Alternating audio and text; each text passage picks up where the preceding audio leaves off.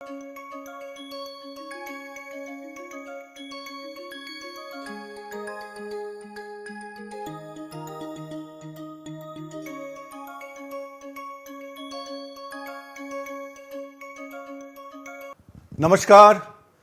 I'm Devdeep Purkayastha from the Indian Institute of Technology, Bombay.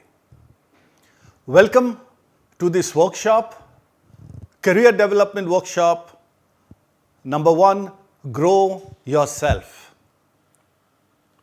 Before I get into the module, please take a minute to look at the screen and a quotation from APJ Abdul Kalam, Bharat Ratna, 11th President of India and the Missile Man of India. There are 4 simple things which he has said that if you follow, you will have an outstanding career. Take a minute to look at it on the screen. This workshop is focused on helping you develop your career by first growing yourself. There are 5 modules. The first is about discovering yourself, becoming self-aware. Second is about setting your personal goals. Third is acquiring targeted skills to meet your personal targets. And then how do you network and connect? And how do you create an amazing personal brand that people know you by? This is module 2, Discover Yourself, Build Self-Awareness. So let's start with what is self-awareness. Self-awareness, as you can read on the screen, is to be aware of your own character, your feelings, your motivations, and your desires. It is about knowing your strengths and your weaknesses and your values and what you want to do in life. Most people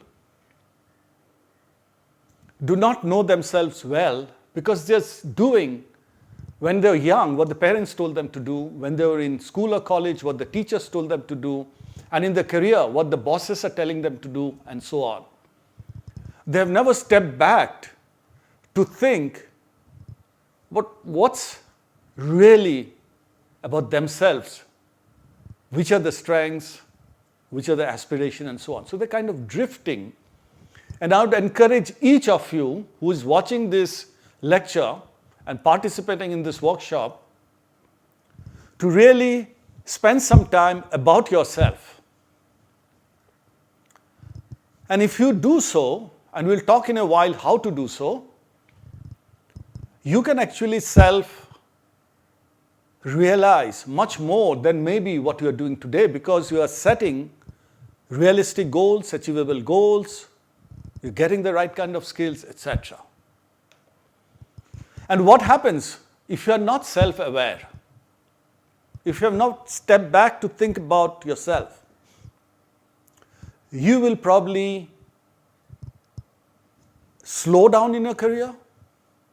Sometimes you may even be in the wrong career. Imagine if the best tennis star who is born with tennis skills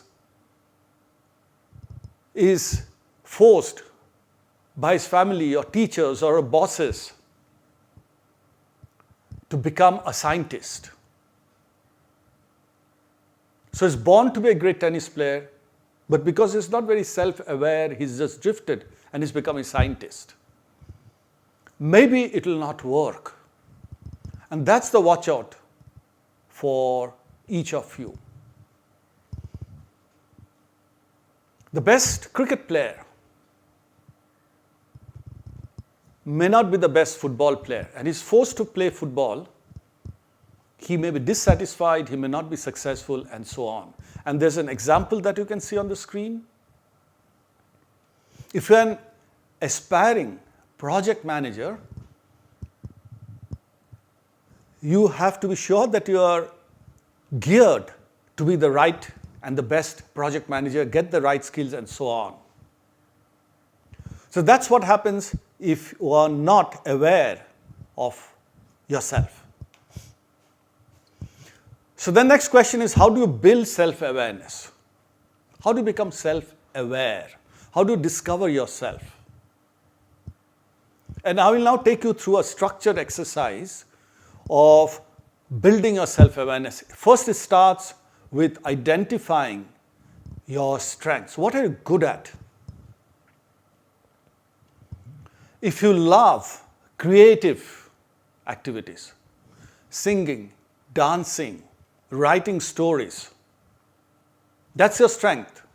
That's a God-given strength. But if you now go and study computer science, maybe that's not your strength. A lot of people are very, very creative people, but they may not be the best at mathematics, they may not be the most at logic and reasoning and so on. Conversely, the people who are very good in logic and analysis and theory and mathematics and statistics, but they may not be good singer or dancer. There's no good or bad. It's about discovering your own strengths. We'll talk about how to do that. You should also identify what you need to improve. And you may need to improve in many different ways. It could not only be skills, it could be knowledge. If you have said that I do want to become a computer science engineer, but somehow you have not been able to gather all the knowledge and the skills and the practice, you need to develop that knowledge and the skills and the practice. And on the other hand, if you choose to be a salesperson, you have to acquire sales skills. So identify your strengths and your areas to improve. Then you have to understand your own motivation. What do you like? Because a good career is built on people doing what they like exceedingly well. So if you love finance and you're put in a production role, you may be a good production manager, but you may not be happy. So you're succeeding, but you're not happy. And that leads over time to loss of productivity, loss of performance, and unhappiness. So you have to also understand your own motivation, strengths, weaknesses, motivations. You have to assess your beliefs and values. For example, if you have a value that I need to improve society, I need to do something to improve society, and you join a company which is only about profit, that company doesn't care about society. It only cares about making money. You may make money yourself, but you may not be happy. And therefore, it's important that your values and your motivations and your strengths all come together for a great work. It's like a machine. All the parts must come together. If one part is slow or missing, then it's not a great career. How to do all of this? How to discover your strengths and weaknesses and so on? You may think that you're great at volleyball, but you need to make sure that you're really great. And then what do? You ask for feedback. You go to a sports association. You go to a coach. You go and meet the really successful players of volleyball. And then seek feedback. Am I really good? I think I'm a good volleyball player, but am I really a good volleyball player? So you seek feedback. And you have to continuously analyze your own behavior. So if you're drawing and you want to be the best artist, you need to continuously analyze your own paintings. And how does your painting compare with the best in the world? And are you painting the right way? Are you putting in enough focus and energy? Analyze your own behavior. So these are the broad 6 steps. We now dive deeper into how you can practice doing all of this. and some assessment tools, etc. So how do you practice self-awareness? First, please have a reflection journal, which is as simple as a diary or a notebook. And maybe once a day, end of the day, or once a week, reflect by writing down what has been your experiences, your feelings, your motivations, what made you happy, what made you successful, what made you fail, and write down on a daily basis in your journal what you think your weaknesses are, strengths. So reflect on yourself, think about yourself.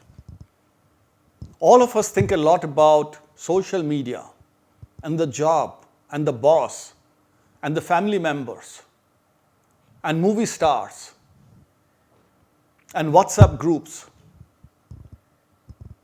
But you need to reflect and write down yourself in your reflection journal about what happened that day, what worked well, what did not work well.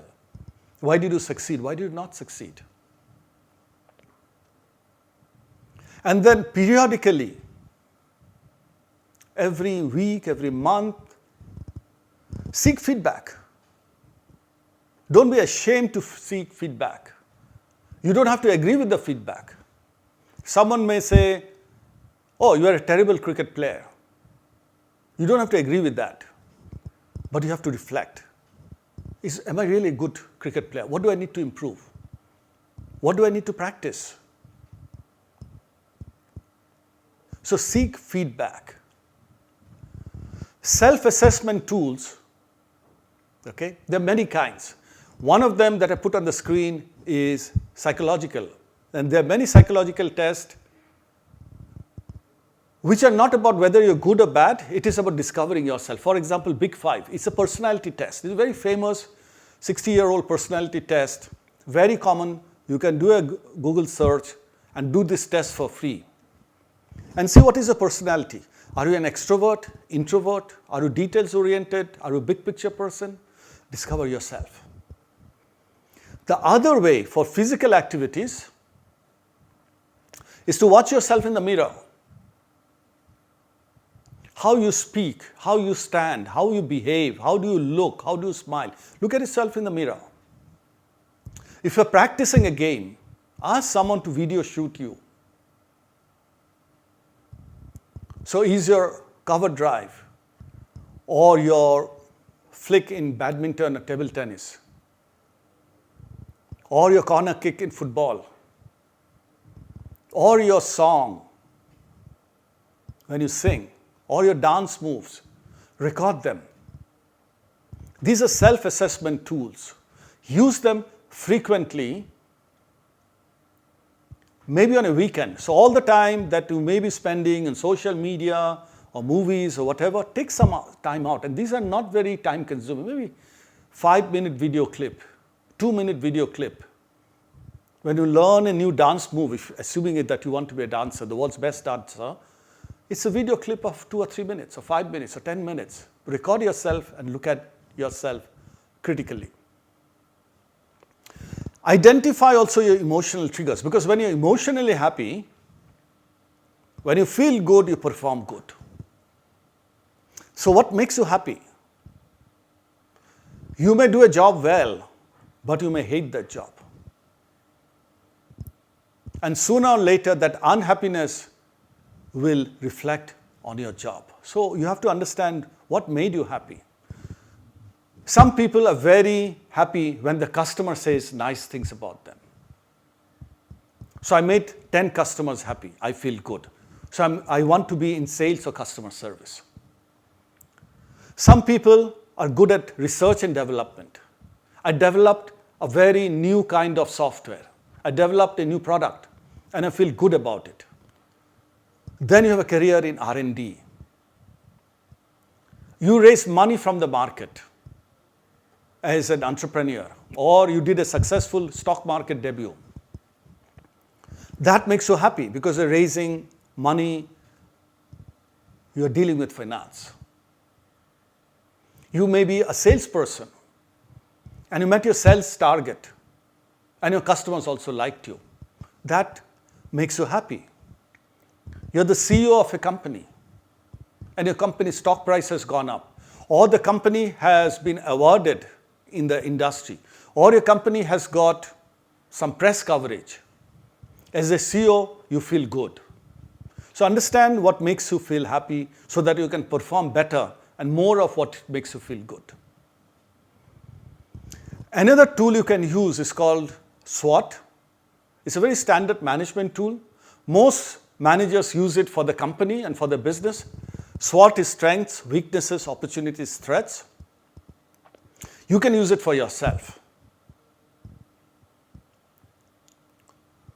So, if you're choosing a career, your strengths may be in physics, chemistry, maths.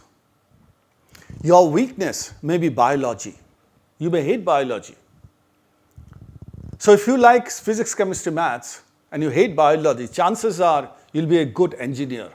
Chances are you'll not be a good doctor. That's how you match your strengths and weakness to your career. Similarly, opportunities and threats. What's an opportunity? There's a huge demand in the market for artificial intelligence. Every domain, every company, every role needs AI. So you need to learn AI, ChatGPT or Gemini or Bard or whatever. That's an opportunity. The threat is, in your career, what you're doing is getting automated. So robots, artificial intelligence can do what you're doing. That's a threat to your career. So your strengths, weaknesses, your opportunities to grow, and your threats to what you're doing today. You may be doing a branch of engineering in which there are no jobs. You may like it, you may love it, you may be very good at it, but there are no jobs. So there's a mismatch between the external reality and your internal reality. You may not like it, you need to be aware of it and make the right career choices. With that background, I now request you to spend 30 minutes to assess yourself, discover yourself, and repeat this exercise periodically, every week, every month, every 3 months, every year, but once in a while. Choose a time which is quality time, maybe a Sunday, maybe a holiday, maybe when you are on a vacation, maybe when you are alone, when you can deeply reflect about yourself. And write down your thoughts. Don't just think. You have to write down, because you'll see later on in the scorecard, it requires you to rate yourself on different criteria, identify your strengths, develop them further, but it also helps you identify your weaknesses or improvement areas, and what will you do to improve yourself. So writing down, using that scorecard is very important. So before we get into the scorecard itself, here is how you can assess your self-awareness. You can look at it, read it. You'll find that on the columns, first there are 6 attributes. And then each of these attributes, you can rate yourself whether it's your strength, are you neutral, which means you're okay, you're neither good nor bad, or is it an improvement area that you have never done it or rarely do it. Chances are that in the first round, you'll find that you have never tried to be self-aware. You have never thought about yourself. And almost everything will probably become your improvement area. But as you keep practicing self-awareness over 1 year, 2 years, 3 years, you will find that many of them become your strength, and then you may still have a few improvement areas. So in the scorecard, when you get there, in the last module, you'll find that you'll also have to rate yourself and then develop your action plan. But for now, let's look at what are some of the attributes or pillars of self-awareness. So if you look at the first one, are you aware of your strengths? Can you describe your strengths? Sometimes you ask this in an interview question. But can you really answer that question? Some of you may say, okay, I'm physically very strong, I'm physically very active. Some of you may say, no, I'm not physically very active, but I'm mentally very strong, emotionally very strong. Some of you may say, oh, I'm very good in physics, not so good in chemistry, and so on. But do you know your strengths? Do you know your improvement areas? And you can run down that list of assessing yourself. So this was the first module. We'll have fourth such module. And right at the end, you'll get into an exercise of rating yourself. So good luck. Thank you. Namaskar.